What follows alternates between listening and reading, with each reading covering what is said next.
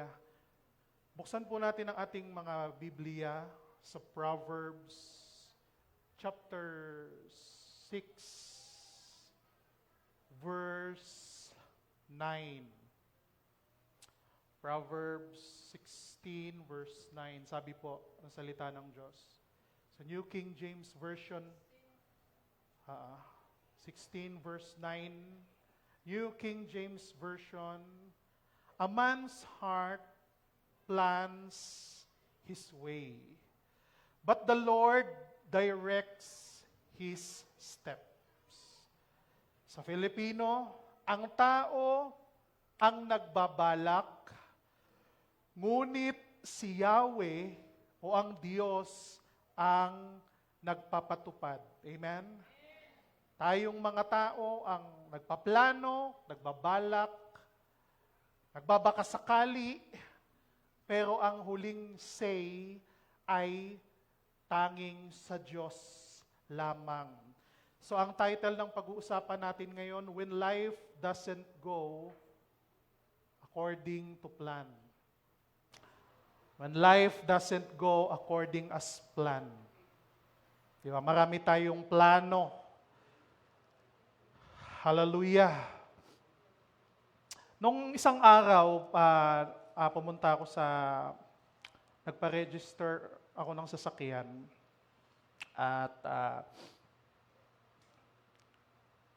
inayos ko lahat ng kailangang gawin. No?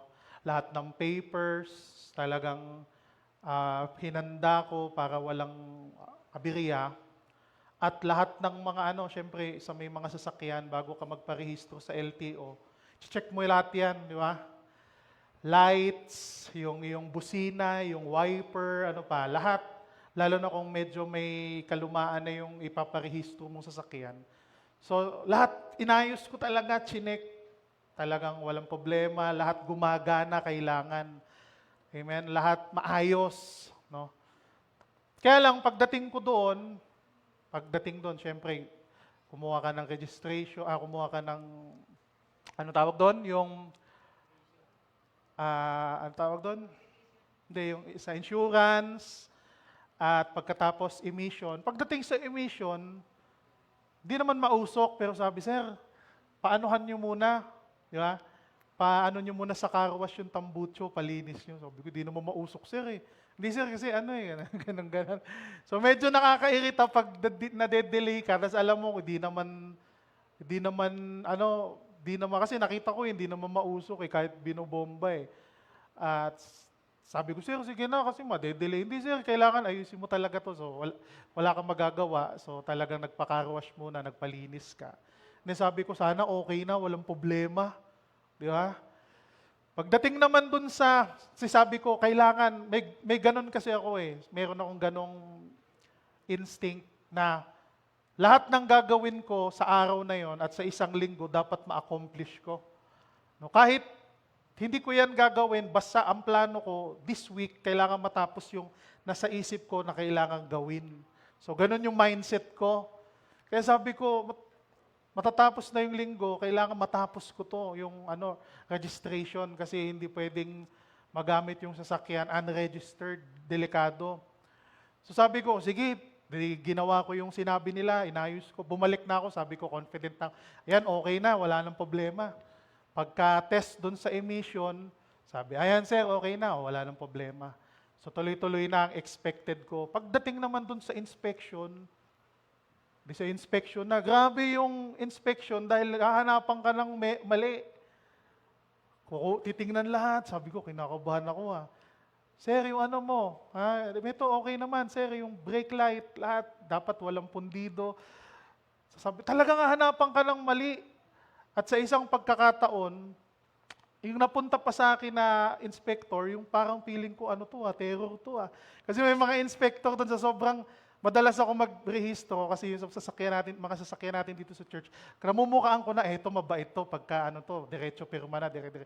Nakapunta ako dun sa parang yung medyo masungit.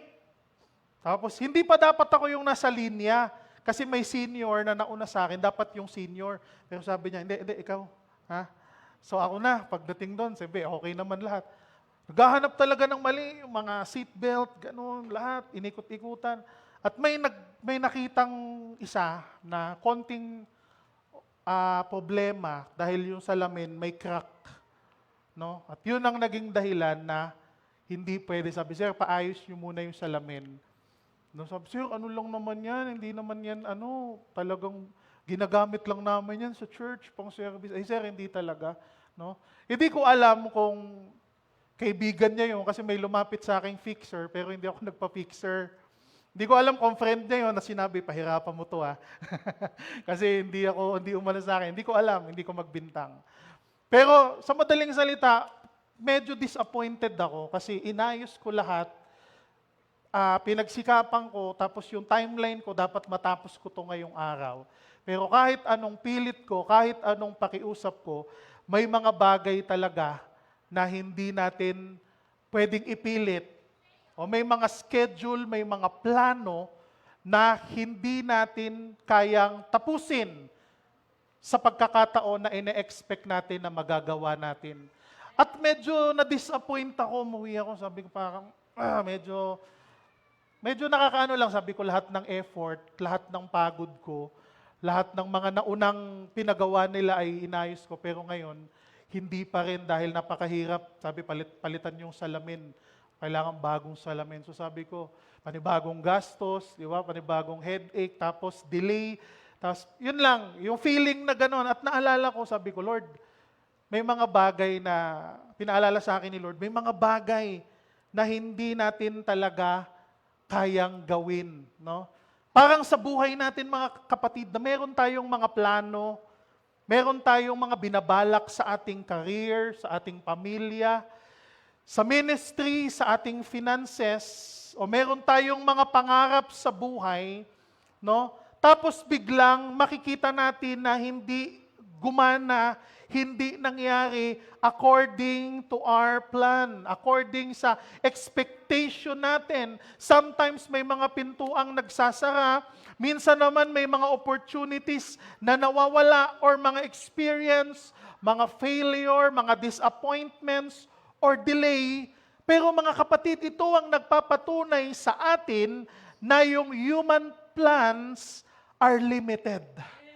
Kahit gaano tayo kagaling magplano, limitado pa rin at nakadepende pa rin sa Panginoon kung yung mga binabalak natin ay nasa kalooban niya para matupad sa buhay natin.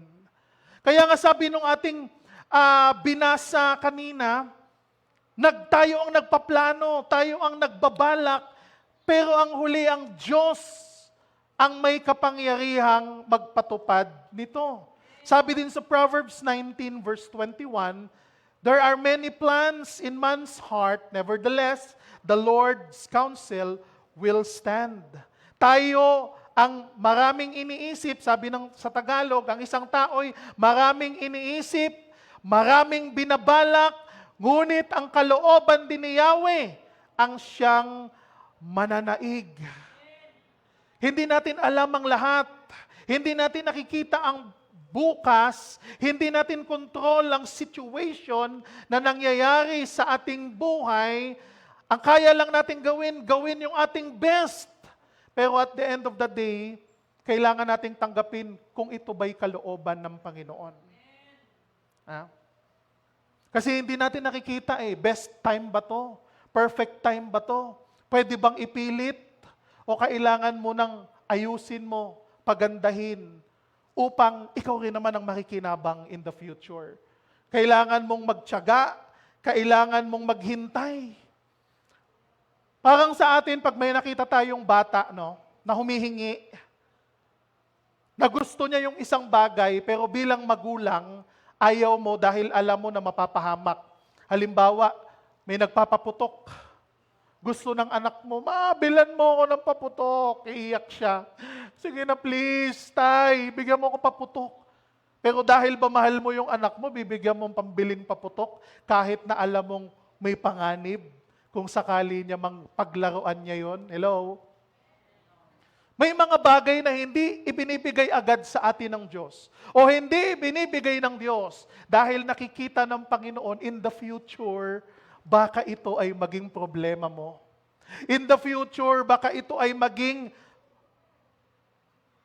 bagay na maaring humadlang sa iyo o makadisgrasya sa iyo o makasama sa iyo. Kaya kailangan natin itong tandaan mga kapatid, God plans or rather good plans are not always God's plan. Hello? Kung sa palagay mo maganda yung plano mo, hello, sa'yo lang yon, sa palagay mo lang yon. Hindi porkit maganda ang naiisip mong gawin, hindi porkit maganda ang naiisip mong plano, plano na rin ng Diyos yun para sa iyo. Hello? Kaya kailangan marunong tayong tumingin. Marunong tayong makiramdam. Oo, maganda yung plano mo, kapatid. Oo, maganda yung gusto mong mangyari. Pero kailangan mo ring isipin kung ito ba'y plano rin ng Panginoon. Hello, may kausap ba ako dito? Lord, plano mo ba to? Maganda to, ito yung bala ko, ito yung gusto ko, Panginoon. Pero ito ba'y plano mo sa akin? Kasi hindi natin alam kung ano ang kalooban ng Diyos. Hallelujah. Hindi natin alam kung paano mag-isip si Lord. Sabi nga niya sa Isaiah 55:8-9, di ba? Ang aking kaisipan ay hindi nyo kaisipan. Ang aking kaisipan, ang aking kaparaanan ay hindi nyo kaparaanan. So minsan may paraan si Lord na hindi natin nagigets. Minamasama natin, pero ang alam lang natin mga kapatid na yung paraan ng Lord ay para sa ikabubuti natin. Kaya kahit maganda yung idea mo, ipag-pray mo muna. Hello? Kahit maganda yung plano mo, sure ball, sure win, sure nakikita ka. Pero ipag-pray mo pa rin, Lord, kalooban mo ba to? Panginoon? At napakadali lang mabuhay ng tahimik sa mundo eh. Kapag kaalam mo na yung lahat ng nangyayari sa buhay, kalooban ayon sa kalooban ng Diyos. Kaya ako pag may opportunity na hindi ko nakuha, ang unang thinking ko kagad, hindi para sa akin yon, no? Hindi pa yon para sa akin, may best pa na hinanda ang Lord sa akin, no? Hindi yung parang kang namatayan, sayang talaga. Sa akin sana yon, magdadabog ka, magagalit ka, di ba? Madaling tanggapin pag alam mo, ay, siguro hindi yun plano ng Diyos para sa akin. Sa trabaho, sa ministry, sa relationship, sa business, sa bahay, kailangan yun, yung idea ng Panginoon, yung kalooban ng Diyos. Kaya nga nakita natin sa Bible si David, gustong-gusto ni David na ipagpatayo ng malaking temple ang Panginoon. Ang ganda nung idea ni David, sabi niya, Lord, I will build a temple for you. Pero anong sabi ni Lord? Wag. Hindi ko kalooban na ikaw ang mag-build ng temple para sa akin. Bakit? Dahil sabi ni Lord, kasi yung kamay mo ay puno ng dugo dahil sa digmaan. So sabi ni Lord sa kanya, ayaw ko na ikaw ang mag-build kasi yung ministry mo masyadong digmaan ka eh. Pero, yung anak mong si Solomon, ang papahintulutan kong mag-build ng temple para sa akin. Amen? May mga idea tayo, Lord, para sa iyo naman to eh. Panginoon, para sa iyo naman to. Pero sometimes, may dahilan ng Diyos kung bakit stop, hindi ikaw. Pero maaaring yung anak mo, maaaring yung apo mo. Pero ang mahalaga, alam natin na yung idea ng Panginoon ang best para sa lahat. At pag ganun tayo mag-isip mga kapatid, may iwasan natin yung pagkalungkot, pagkalumbay, pagrebelde sa Panginoon. Tignan mo si David, hari na, binigay ng Diyos ang pabor, pero sabi ni Lord, hindi ikaw ang magbibuild ng temple para sa akin. Kaya nga, good plans are not always God's plan. Kaya nga, number 2, God may close a door or to open a better one. Romans 8 verse 28, and we know that all things work together for good to those who love God. Alam nating ang lahat ng bagay gumagawa ang Diyos para sa ikabubuti kasama ang mga nagmamahal sa Kanya. Silang mga tinawag ayon sa Kaniyang layunin. Kaya hindi lahat ng opportunities na nagsasara or rejection or sometimes nangyayari iyon for your protection, preparation, or redirection. Sa Exodus, mababasa natin si Moses ay prince ng Egypt. Pero may plano ang Diyos na ilabas ang kanyang mga anak sa pagkaalipin sa Ehipto. Napakadali, naisipin na si Moses meron ng influence, prinsipe. May kakayahan na siya ang pagdating ng panahon, pwede niyang palayain ang mga Jew na naging alipin sa Egypt, pero hindi yun yung paraan ng Panginoon. Hindi yun yung destinasyon. Hindi yun yung ruta. Kaya ano nangyari sa buhay ni Moses? Kailangan niya pang pagdaanan yung nagkuklose ang opportunity sa kanya. Imaginein mo mga kapatid, prinsipe ka na, nasa iyo na ang lahat. Di ba? Ikaw ay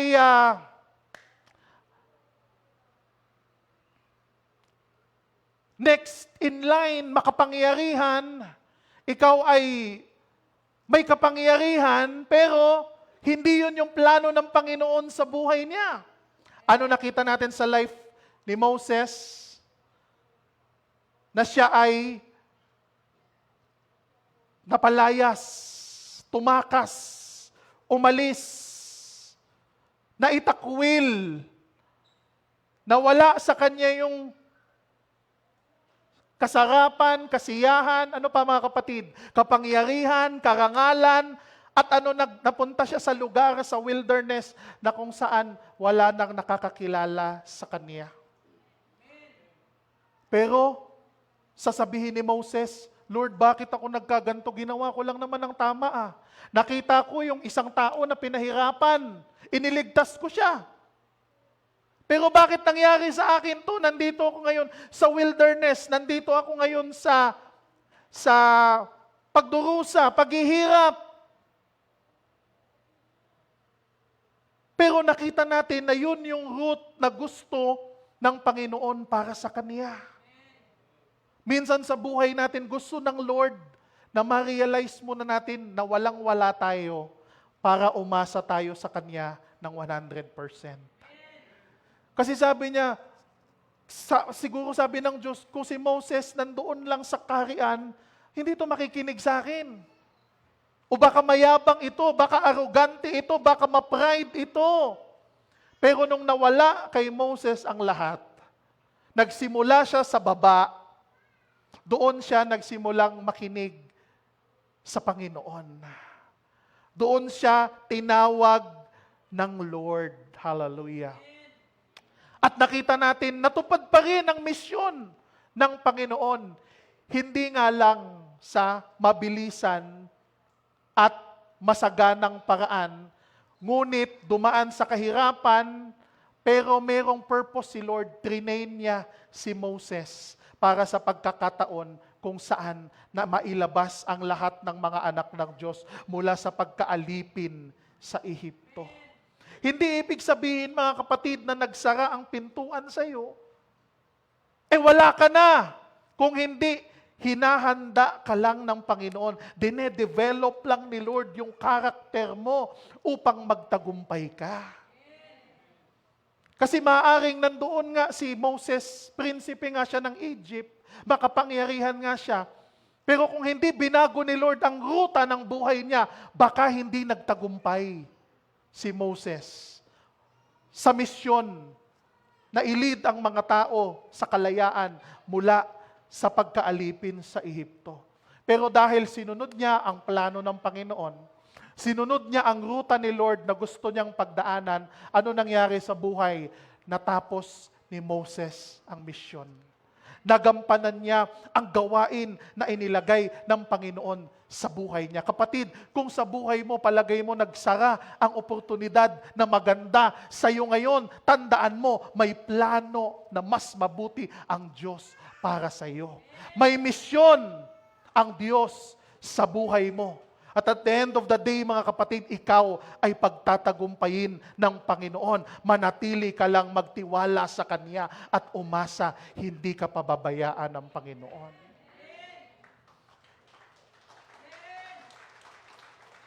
God often uses detours to develop our characters.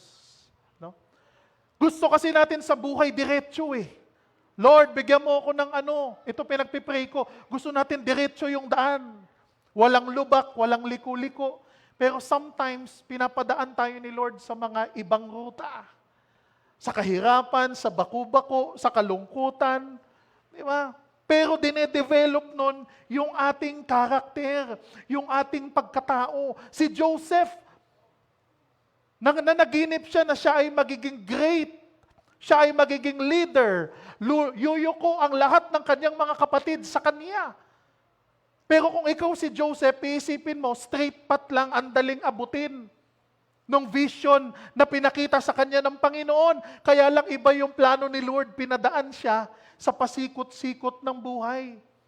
Sa kahirapan, dumating pa sa point na pinagbintangan siya, kinulong. Ano pa? Naging mataas at bumagsak ulit. Ang daming pinagdaanan ni Joseph. Pero at the end of the day, nakita mo yung ministry niya, natupad kung ano yung vision na pinakita sa kanya ng Panginoon. Hindi ibig sabihin, kapatid, na naghihirap ka ngayon, nasa struggles ka na yon, wala ka na dun sa mission na pinapagawa ng Panginoon. Hindi ibig sabihin na para bang nahihirapan ka, nai-stress ka ngayon, pinagbintangan ka, pinagkaisahan ka, ay wala nang pakialam ang Panginoon sa iyo. Kung hindi, tinitingnan ni Lord ang iyong puso. Hallelujah. Si Joseph, si Moses, si Abraham. Sabi ni Lord, bibigyan kita ng anak. Magiging malaking bayan ka. Napakatagal hinintay. Hindi sa gustong paraan ng mga taong ito, ng mga Bible legends na ito o character na ito o mga lingkod ng Diyos na nauna sa atin. Hindi sa straight path. Ngunit dinaan sa maraming pagsubok, pero ang naging kahinatnan, pinagpala sila ng Panginoon at tinupad ni Lord kung ano yung ipinangako niya sa kanyang mga anak. Yun ang mahalaga eh. Hindi ang dali o ang hirap ng pinagdaanan natin sa buhay. Ang importante, tinupad ng Diyos yung pangako niya para sa iyo. Hello? Palakpakan natin ang Panginoon. Praise the Lord. Kaya nga mga kapatid, minsan dinedetour ni Lord. Iniiba niya ang daan para i-train tayo. Kaya huwag tayo magtatampo sa Panginoon. Siya ang nakakaalam ng nakakabuti sa atin. Kaya maging patient tayo. Maging matyaga tayo sa ating paglilingkod, kapatid. Ang tagal-tagal na nung pinagpipray mo, patuloy mo na ipag-pray. Huwag kang magdalawang isip sa Panginoon. Hallelujah! Dahil maganda ang plano ng Lord para sa iyo. Kaya nga pangatlo, trust God even when you don't understand. Trust God. Sabi mo sa iyong katabi, trust God. Magtiwala ka sa Diyos. Gawin mo ang kalooban niya.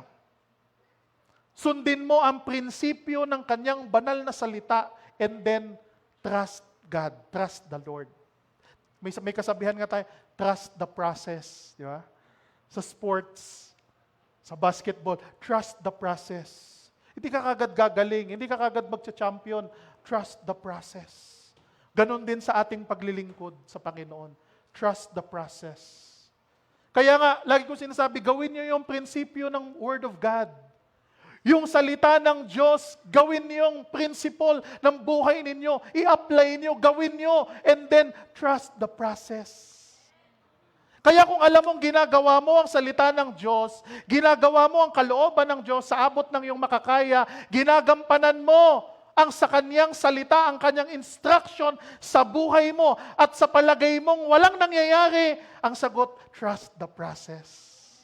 Maghintay ka lang, magtiyaga ka lang, dahil tutuparin ng Lord kung ano ang ipinangako niya sa iyo. Nagkakaroon tayo ng problema pag hindi mo ginawa, in-apply yung trust the process. Naghihintay ka lang, pero hindi mo ina-apply ang salita ng Panginoon. Hello? Naghihintay ka lang, pero hindi mo ginagawang prinsipyo ang Word of God sa buhay mo. Yun ang ibang usapan.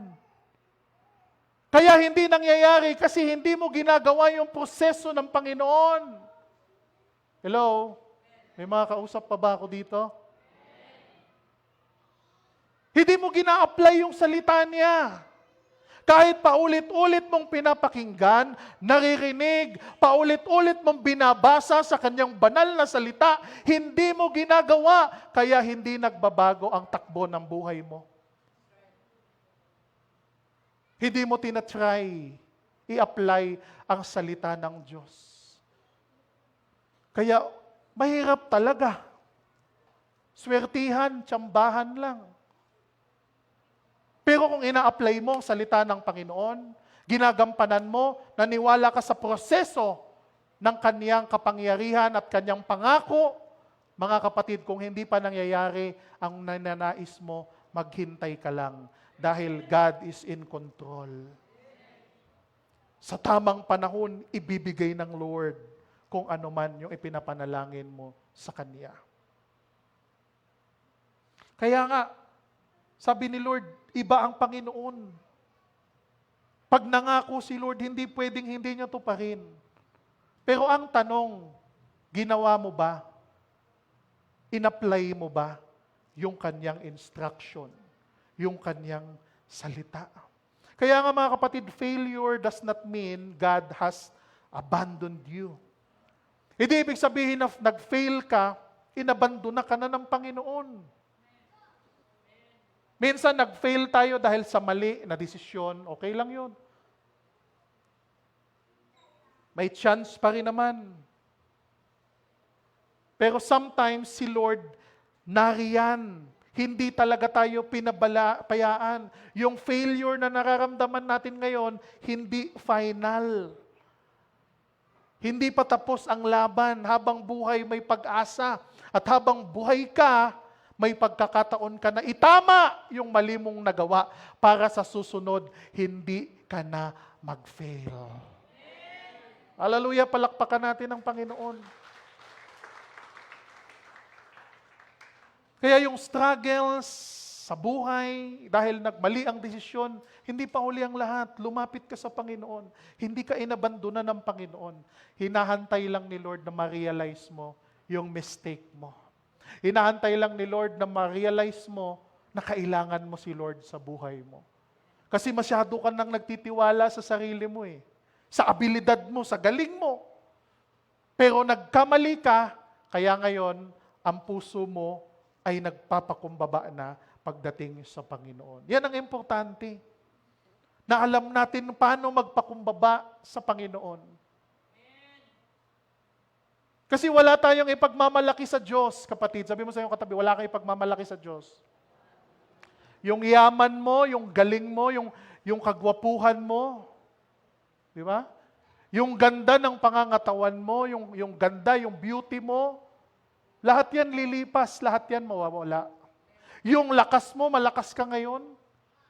Sabi ko parang, kung nagbuhat ako ng bigas, sabi ko parang dati minamani-mani ko lang to. Ngayon parang hingal na hingal ako.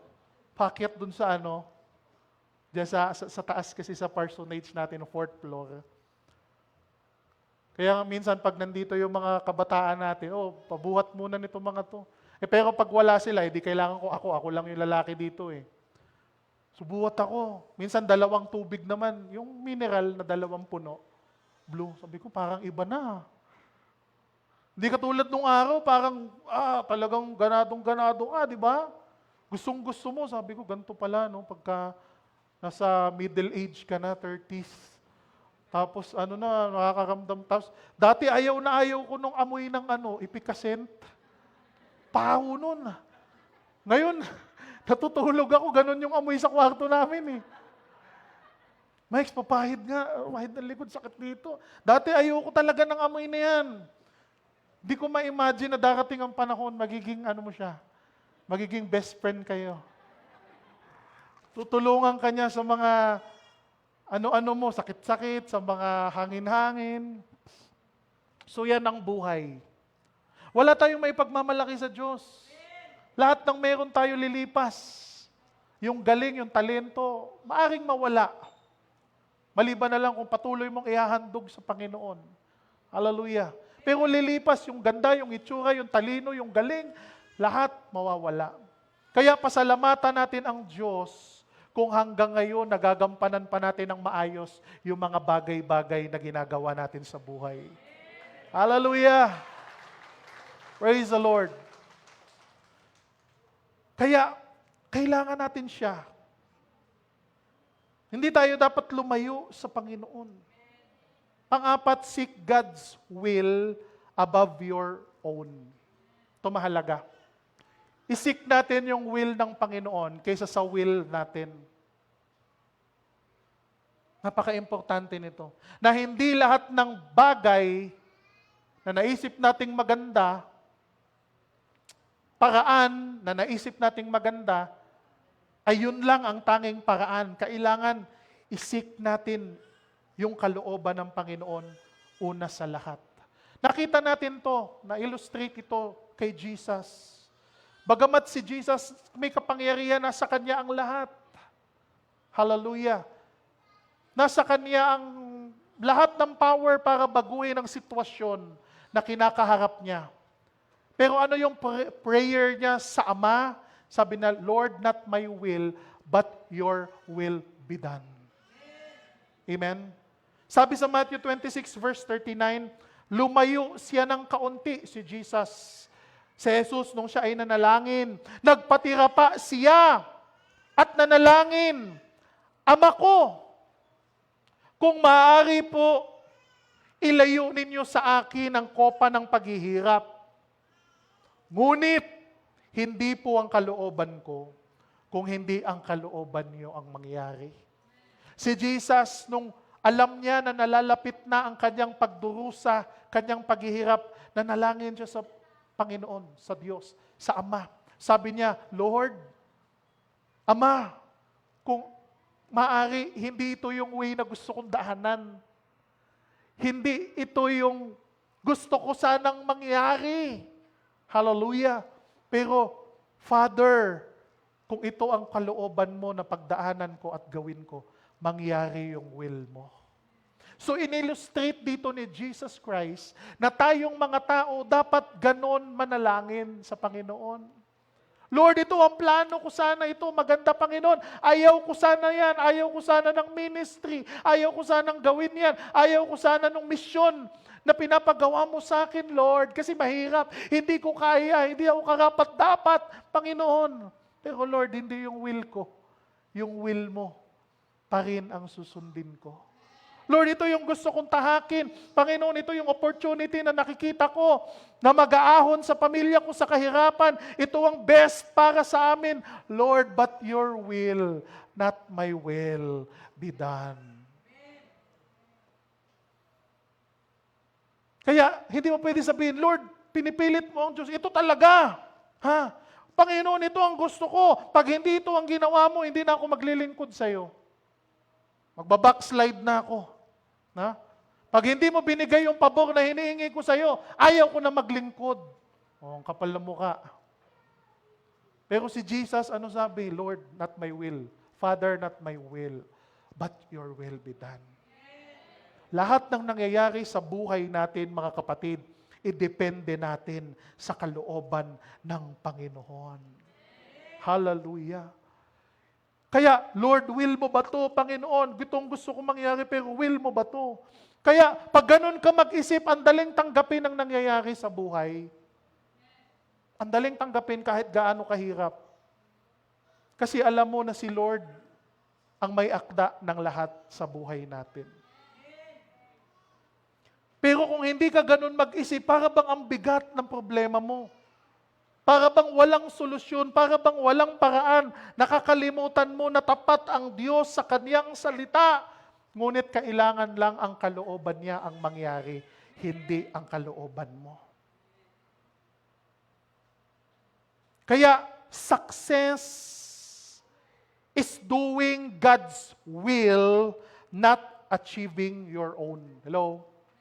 Ang tunay na success, hindi ang matupad kung anong gusto mo, kung hindi ang matupad ang kalooban ng Diyos sa buhay mo. Kasi kahit mangyari yung gusto mo, pero kung hindi yan yung will ni Lord, hindi rin success yun eh. Naniniwala ka ba doon, kapatid? Oo, may kapangyarihan ka, may influence ka. Nakuha mo yung gusto mo, nagawa mo. Pero may mga tao kang sinaktan, may tao kang pinahirapan, may tao kang nagdusa para lang makuha yung gusto mo. Sa palagay mo, will ba ng Panginoon yun? Kasi pag will ni Lord, nilalagay niya sa ayos ang lahat. Kapag si Lord ang kumilos, lahat nasa order. Walang tampuhan, walang galit, nasa maayos, walang legal dispute, walang battle. Di ba? Yun ang pinaka-perfect will ng Panginoon. Walang gulo. Hindi kayo nag-away magkapatid, hindi kayo nag-away na magulang, hindi kayo nag-away magkamag-anak. Kasi si Lord ang nagplano at nag-decide at nag-ayos ng lahat. Pero pag yung gusto mo lang, pwede mo namang ipilit eh. Lalo na kung may pera ka. Kung makapangyarihan ka, marami kang kilala, may influence ka, pwede naman eh. Kaya lang, ang tanong, naging kalooban ba ng Panginoon? Yung direksyon na tinahak mo. Yung gagawin mo. Kasi hindi lamang nasusukat ang success pag nagawa mo yung gusto mong mangyari. Pag nagawa mo yung gusto mong mangyari. Kung hindi, ang tunay na sukatan ng success ay kung nagawa mo ba yung kalooban ng Diyos para sa buhay mo. Kaya nga, handa ka bang tanggapin yung kalooban ng Diyos na saliwa o taliwas sa kalooban mo? Yun ang tanong, kapatid eh.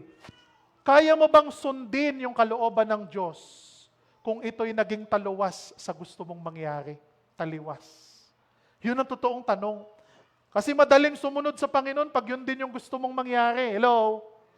Pero pag yung kabaliktaran ng gusto mong mangyari ang kalooban ng Diyos, kaya mo pa ba siyang sundin?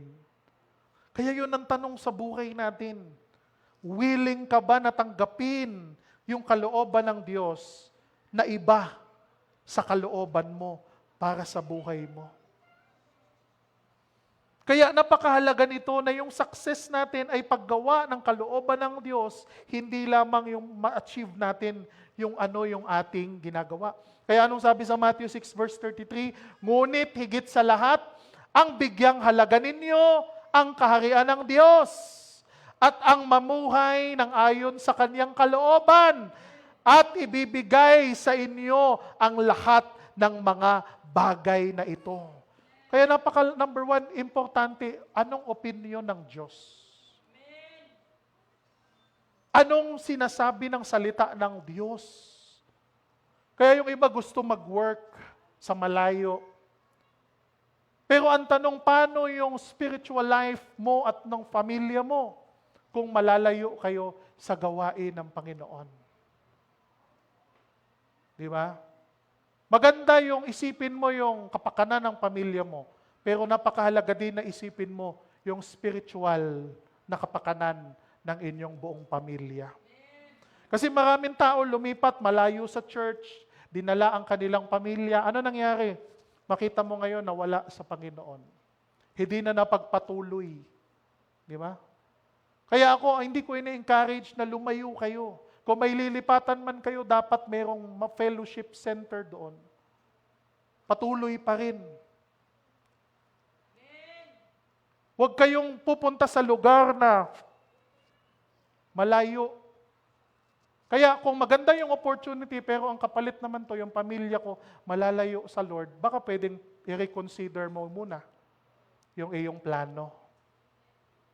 Kasi mas mahalaga yung ating spiritual, di ba? Yung well-being, yung buong pagkatao mo, mas mahalaga kaysa sa material na bagay. Oo nga, sabi ng Bible, you gain the whole world. Pero kung mawawala ka naman sa faith sa Panginoon, useless din, no? Useless din ang lahat. Kaya ang tunay na success ay pagtupad ng kalooban ng Diyos. Hindi lang ang mangyari kung ano ang gusto mo at yung binabalak mo. Kaya nga, Lord, let your will be done. Mangyari ang kalooban mo o Diyos. Kaya yung sagot ni Lord ganito sometimes may prayer request ka binibigay ng Panginoon sa iyo. Minsan naman pinaghihintay ka niya para i-train yung patience mo. Yung character mo, may develop mo. Di ba? Kaya nga may nagpipray, Lord, habaan mo yung pasensya ko, Panginoon. Habaan mo dito sa asawa ko, bungangera. Lord, dagdagan mo ang pasensya ko. Tas takang-taka ka, bakit hindi siya nagbabago, talak pa rin ng talak. Yun nga, tinitest ka nga ni Lord Ang gusto mong ruta, patahimikin yung misis mo, biglang maging pipi. Pero ang ruta ng Panginoon, patuloy siyang tumalak, pero ikaw, kinokontrol mo na sarili mo. Sige, magsalita ka dyan. Praise the Lord, kulang ako. O, di ba? Pero yung iba, Lord, bigyan mo ako ng pasensya. Pero hindi mo alam yung pasensya, kaya tinitrain ka ng Panginoon, hindi niya tinatanggal yung nag-iirita sa iyo. Ang gusto ni Lord, ikaw ang magbago. Kaya, nung di mo na pinapatulan yung asawa mo, hindi ka na nagsasalita. Aba, pati siya nagbago na rin. Kasi naubusan na siya ng laway, kakasalita, wala siyang kausap.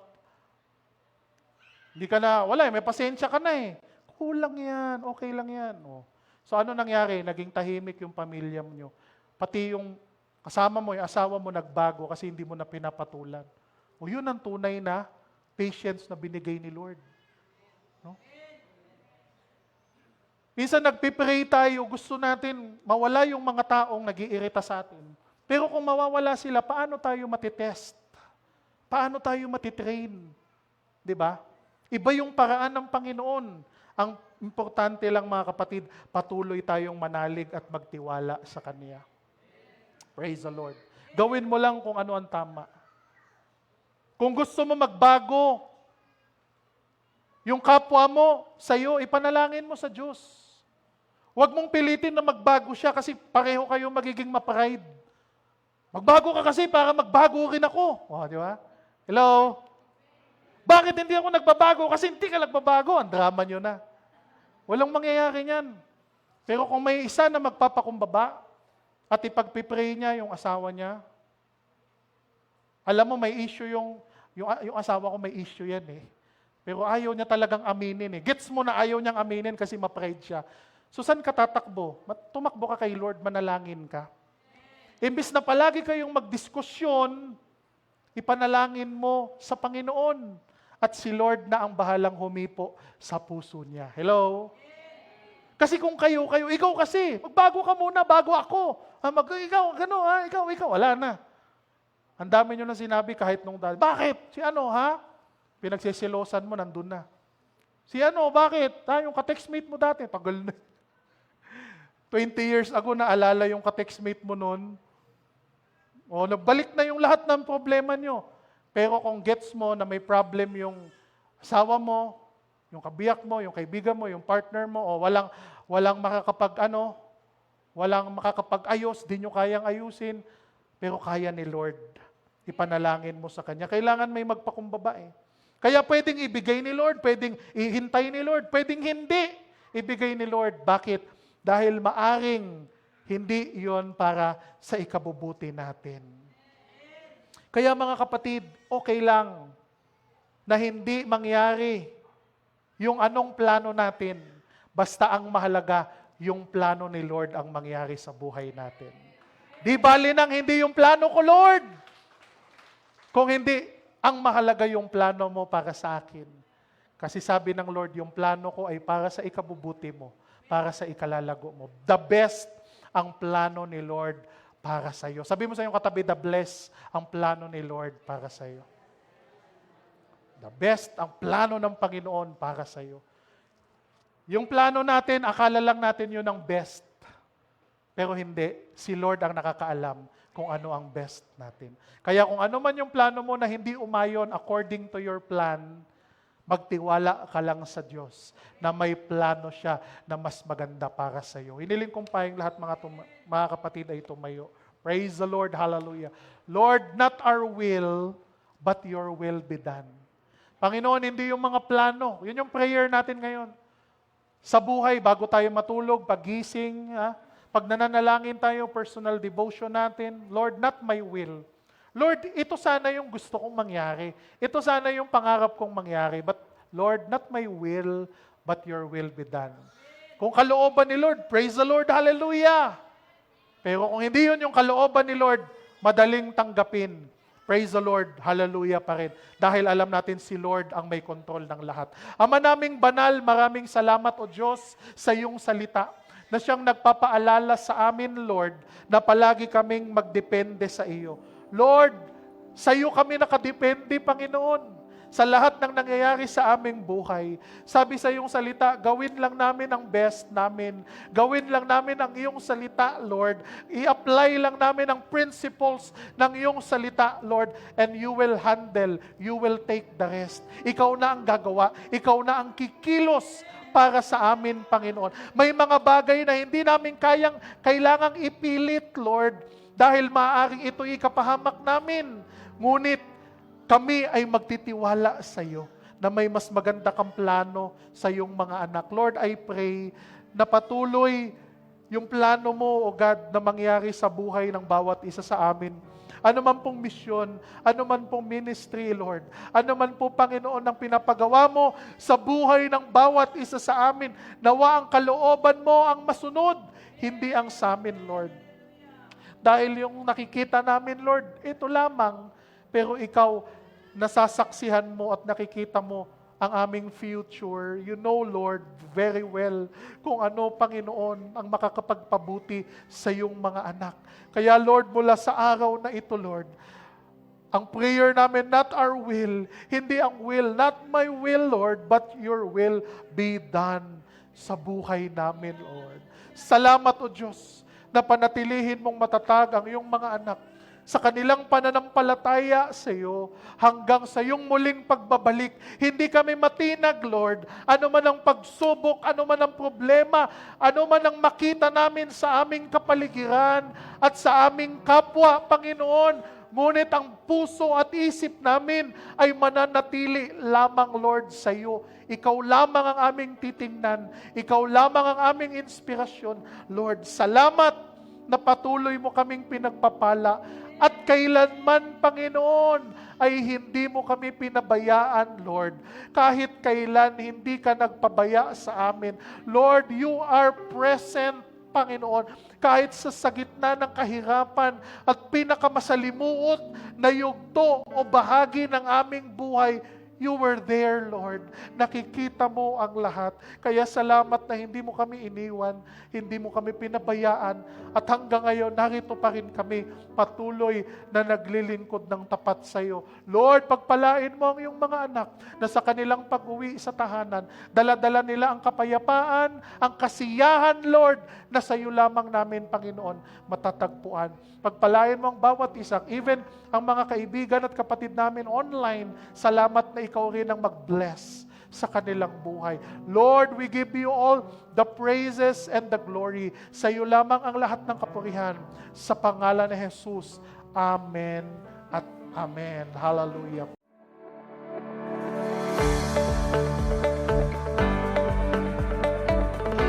Nabuhay ang ating Panginoong Jesus. Hindi patay ang Diyos na ating sinasamba. Buhay na buhay ang Diyos. Jesus is alive! Come and join us every Sunday 9 in the morning, live on Facebook, as we continue to worship the Lord Jesus and experience His unfailing love to us.